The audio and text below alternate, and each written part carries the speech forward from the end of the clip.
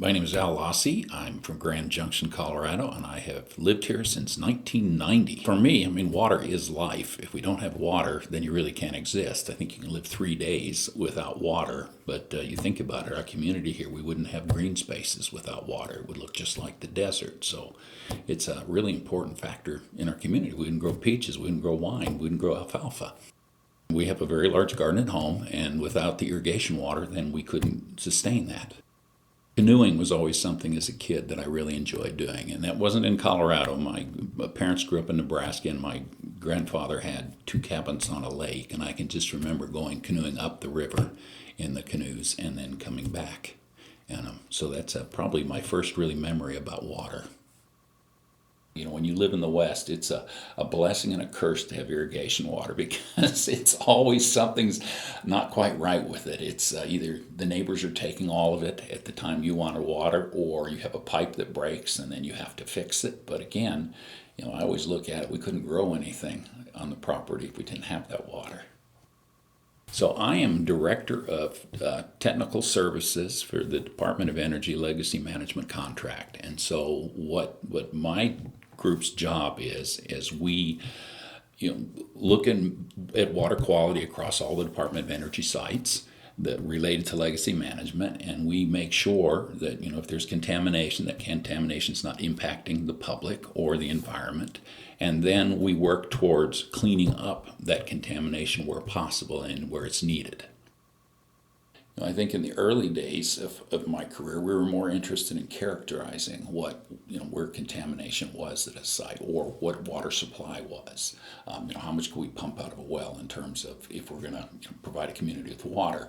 What's changed then, it is more of the actual looking at it in terms of more predictions. So not so much how much water can we get out of a well, but if we take that water out of a well, how's it going to impact the wetlands? Because if we take water from groundwater, well, it's that water would have gone to the wetlands, and now it's going to impact those wetlands. And so it's that analysis, and the community has to make that trade-off. Do you want that water and at the expense of the wetlands, or not? And if it's always this trade-off. So you're going to have some degradation of the wetland. And most of our water is really clean. If you think about groundwater, it's a big source. It's the biggest source of water we have. So for statistics, 94% of the water we have is in the oceans and seas. Then another 2% is locked up in the ice caps, so the Arctic, North and South poles.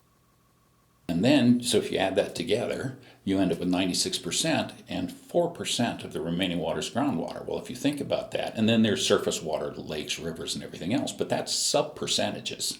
So really, groundwater is the piece that we have to learn to protect, and we've got quite a bit of it, but really very small amount of that is actually contaminated. Most of it is a really good, viable drinking water source. The only limitations is that it depends on rainfall to recharge what we use, and so if we use more than what's coming in from rainfall, then we're in a deficit, and then you get places where the water table keeps dropping. You're mining water rather than being at a sustainable level. In this area, we really use, in Grand Junction area, we use very little groundwater. Most of it's all surface water, so it comes off the Grand Mesa. We've got reservoirs there. They will use the Colorado River at times for water.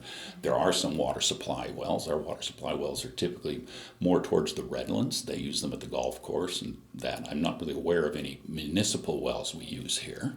But this, is a very prolific aquifer, a sandstone aquifer, and so it's pretty prolific. Really, what's the limiting factor of it is, we always call it the mass balance. What's the water coming in versus the water taking out? And anytime you exceed that, then there's a change in storage, which means the water table drops. And that's the piece that, as it drops, you've got a well, and pretty soon it's below the bottom of your intake of your well. So then you don't get water. And then you got to drill a deeper one, and sooner or later you run out of aquifers thickness. And again, it just comes down to managing.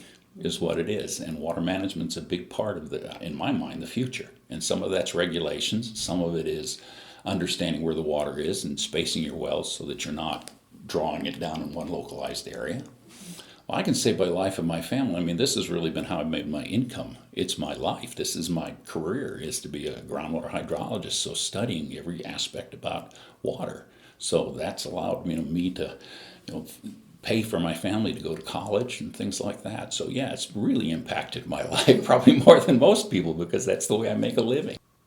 For me, water and its movement is all math, physics, chemistry. So it's a little different. People come up with new techniques on how to actually analyze, where would water go? How would contaminants degrade in the environment? Those kind of things. So there's all kinds of new techniques and analysis tools and things. So that's really what, I guess, how I learn more about water. I don't know that it's the same for most people, but that's at least how I've learned more about water. As a scientist, I read a lot of things that really